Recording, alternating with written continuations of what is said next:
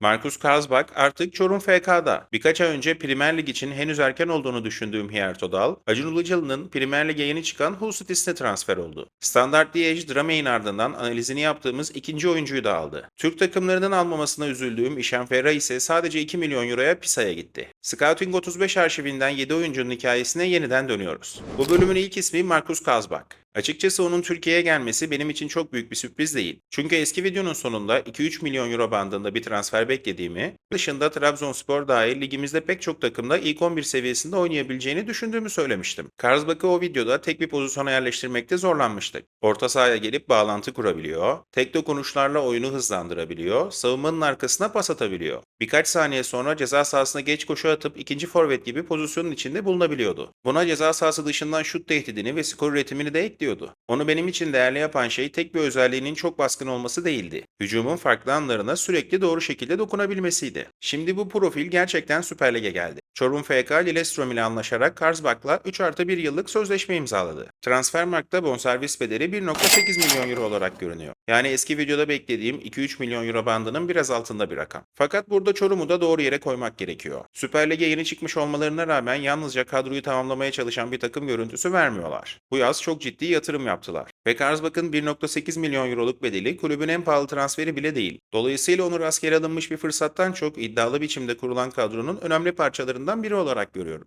Bence kritik nokta yine rolü olacak. Karsbak'tan savunmanın önünde her ikili mücadeleyi kazanmasını beklemek doğru değil. Savunma tarafında enerjisi var ama birebirlerde ve müdahale zamanlamasında soru işaretleri bulunuyor. İlk haftadaki Galatasaray deplasmanından sonra oyununu tarif ederken hücum özellikleri baskın bir orta saha ifadesini kullandı. Bu da eski analizimizle oldukça güzel örtüşüyor. Üstelik Çorum Süper Lig'deki ilk maçında Galatasaray deplasmanından 2-2'lik beraberlikle döndü. Ve Karsbak daha ilk haftadan Türkiye futbolunun atmosferinin kendi ülkesinden çok farklı olduğunu söyledi. Çorum ona doğru özgürlüğü verir ve savunma yükünü çevresindeki oyuncularla dengelerse 1,8 milyon euro karşılığında yalnızca skorer bir orta saha değil, hücumun ritmini değiştirebilen çok yönlü bir oyuncu kazanmış olabilir. Listedeki ikinci isim Hierto Dal. Karsbak'tan sonra Türkiye bağlantısı burada da devam ediyor. Hierto Dal videosunu yaklaşık 4 ay önce Beşiktaş'ın oyuncuya olan ilgisi nedeniyle hazırlamıştım. Hierto Dal'ı klasik, fizik gücüyle oynayan bir box to box orta saha olarak görmemiştim. 1,94 boyuna rağmen beni asıl etkileyen tarafı oyun zekasıydı. Derinde de 3. bölgede de bağlantı olabilen 8 ve 10 numara arasında yaşayan bir profil. Top daha ayağına gelmeden bir sonraki hamleyi düşünüyor. Tek dokunuşlarla oyunun temposunu yükseltiyor ve fiziksel olarak çok hızlı olmamasını düşünce hızıyla telafi edebiliyordu. Hatta o videoda 10 milyon euroya bile alınsa Beşiktaş'ın daha sonra kâr ederek satabileceğini düşündüğümü söylemiştim. Buna karşılık Premier Lig için henüz hazır görmüyordum. Özellikle hız, savunma agresifliği ve bazı ikili mücadeleler benim için soru işaretiydi. Şimdi ise sadece birkaç ay sonra Tromsø'den Hull City'ye transfer oldu. Transfermarkt bu bedeli 9,5 milyon euro olarak listeliyor. Üstelik yeni takımı Acun Ilıcalı'nın sahibi olduğu ve bu sezon Premier Lig'e yükselen Hull City.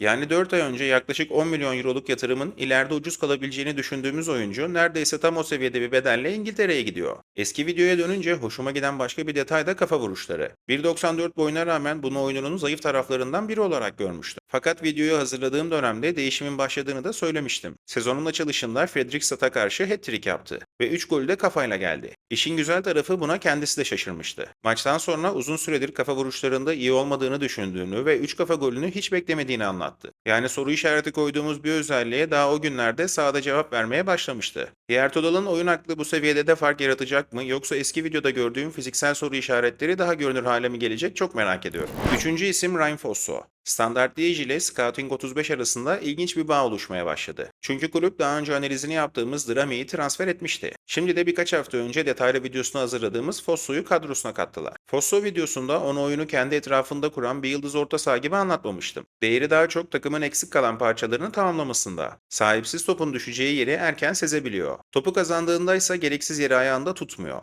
Ve takım derine çekildiğinde orta sahadan savunma hattına inerek dörtlü yapıyı beşliye çevirebiliyor. Standard Liège Transfermarkt'a göre 950 bin euro ödedi ve Fosso ile 3 yıllık sözleşme imzaladı. Türk futbol severler açısından yakın zamanda tanıdık bir yüz haline haline gelmesinin başka bir nedeni daha var. Sturm Graz'ın Fenerbahçe ile oynadığı Şampiyonlar Ligi elemesinin 2 maçında da sonradan oyuna girdi. Yani standarda gitmeden hemen önce onu Fenerbahçe karşısında izleme fırsatımız oldu. Eski analizde soru işaretlerimiz de vardı. Özellikle top kendisine gelmeden önce çevresini yeterince kontrol etmediği anlarda tehlikeli bölgelerde top kaybedebiliyor. Ceza sahası yayına sık gelmesine rağmen uzaktan şutları da düzenli bir kalite üretmiyor. Ama Fosso'nun değeri zaten bu eksiklikleri saklayacak gösterişli bireysel özelliklerde değil. Teknik direktörün istediği yapıya uyum sağlayabilmesi, alan kapatması, ikinci toplara erken hareketlenmesi ve oyunun farklı evreleri arasında takımın dengesini koruması onu kullanışlı hale getiriyor. Eski videoda onu kurulmuş düzenin eksik parçalarını tamamlayan görev oyuncusu olarak tanımlamıştım. Ve Standard Liège'in açıklaması da bu tanıma fazlasıyla yakın. Drame'in ardından Fosso da Standard Liège'e gidince açıkçası Standard Liège bu sezon normalde olduğundan çok daha yakından takip edeceğim takımlardan biri olacak. Dördüncü isim Hichem Ferrah. Bu listedeki fiyat performans açısından en doğru transfer benim için Ferrah. Videosunu hazırlarken 20 yaşında sağ kanattan sol ayağıyla içeri gelen ama oyununu yalnızca şut üzerine kurmayan bir oyuncudan bahsetmiştik. Cambuur'da 35 lig maçında 12 gol 6 asist üretmişti. Birebir de rakibinin dengesini değiştirebiliyor, topu taşıyabiliyor, sol ayağıyla farklı pas açıları bulabiliyor ve ceza sahasına yaklaştığında hem yakın hem uzak direği tehdit edebiliyordu. O yüzden videoda Salah benzetmesini sadece aynı kanatta oynadıkları için değil de sağ cepheden tekrar eden bazı alışkanlıkları nedeniyle kullanmıştım. Ama Ferrah'ı benim için daha ilginç yapan şey piyasasıydı. Schalke, Feyenoord, Gent, Genk, Norwich, Malmö ve Kopenhag gibi farklı ülkelerden kulüplerin adı geçiyordu. Sonrasında Pisa, Cremonese ve Utrecht'te ciddi şekilde devreye girdi. Ben de daha transfer gerçekleşmeden X'te açıkça bu kadar geniş bir pazar oluşmuşken neden tek bir Türk kulübünün bile adı geçmiyor diye sormuştum. Ferrah tam olarak Türk kulüplerinin değeri patlamadan önce bakmasını istediğim türden bir yatırım. Biz bu oyuncular başka yerde gelişip pahalandıktan sonra ilgilenmeye biraz fazla alışığız. Pisa işi 2 milyon euroya bitirdi. Ferrah'ın güncel transfermarkt değeri ise zaten yine 2 milyon euroydu.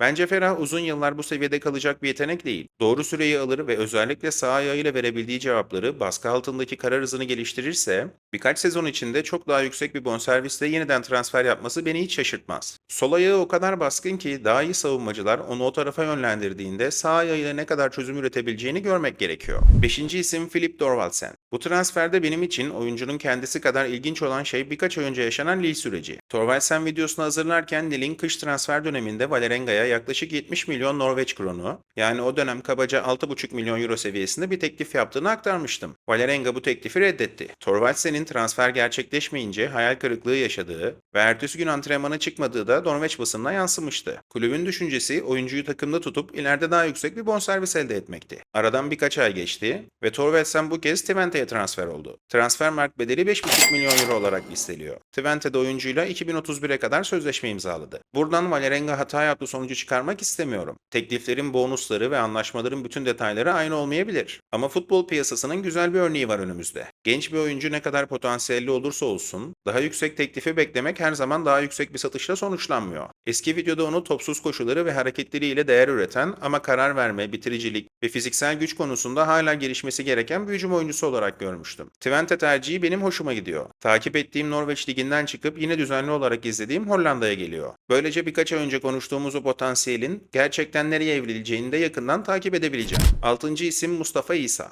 Bu transferin benim için ilginç tarafı yalnızca İsah değil. Aslında transfer eden takım La Louvière. Normalde özellikle takip ettiğim bir takım değildi. Samsunspor'un Musa Fall ile ilgilendiği haberleri çıkınca zaten takip ettiğim Belçika Ligi'nden maçlarını açıp Fall'ı izlemeye başlamıştım. Ama o maçlarda Fall'dan bile daha fazla dikkatimi çeken oyuncu Thierry Afriyie olmuştu. Hatta sonrasında onun için de ayrı bir analiz hazırladım. Fall ve Afriyie kiralıktı ve sezon sonunda kulüplerine döndüler. Şimdi hücum hattına daha önce Scouting 35'te analiz ettiğimiz Mustafa İsah eklendi. İsah videosunda onu özellikle patlayıcılığı, ilk adımı ve savunma arkasına yaptığı koşular üzerinden anlatmıştım. Topu ayağını isteyen bir bağlantı forvetinden çok sürekli derinliği zorlayan, stoperlerin arasındaki boşluğu arayan ve top rakipteyken de prese enerji koyabilen bir hücum oyuncusu. Buna karşılık sırtı dönük oyunu, ilk kontrolünün sürekliliği ve son aksiyondaki kararları gelişmesi gereken taraflarıydı. Bu yüzden topa çok sahip olan takımlardan ziyade geçiş oyununun içinde daha değerli olabileceğini düşünüyordum. Ben İsah'ın La Louvière'ye gelişini biraz da Afriye'nin bıraktığı profile yapılan bir yatırım olarak okuyorum. Birebir aynı oyuncular değiller. Ama ikisinde de hız, hareketlilik ve savunma arkasındaki alanı tehdit etme fikri öne çıkıyor. Transfermarkt'a göre Christiansen'da 1,8 milyon euro ödendi.